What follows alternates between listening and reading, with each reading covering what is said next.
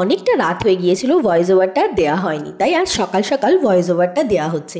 কাল চলে গিয়েছিলাম মিয়ামোরের কেক শপে, এত ভিড় দেখে বাবা ভাবছিলাম পেস্ট্রি কেক নেব, কিন্তু ভাবলাম না, একটু ফ্রুট কেকই নেওয়া যাক।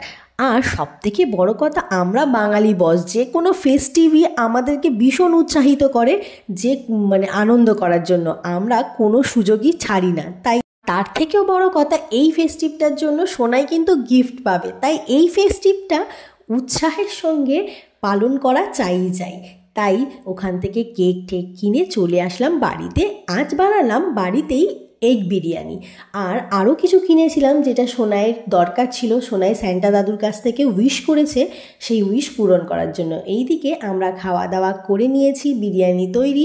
আর রাত্রেবেলা সোনাই একেবারে স্যান্টা দাদুর মতন পুরো রেড সেজে দেখো চলে যাচ্ছে খেলনা দেবে স্যান্টা দাদু, সেই জন্য মোজা ঝোলাতে। কোথায় ঝোলায়, তাই ব্যালকনির জানলায় সে স্যান্টা দাদুর কাছে মোজা ঝুলিয়ে, ওর মধ্যে কিন্তু একটা চিরকুট রেখেছে, যার মধ্যেও একটা গিফট উইশ করেছে। চলো বন্ধুরা, আজ এই পর্যন্তই, কাল দেখা যাবে ও কি গিফট পেল। টাটা।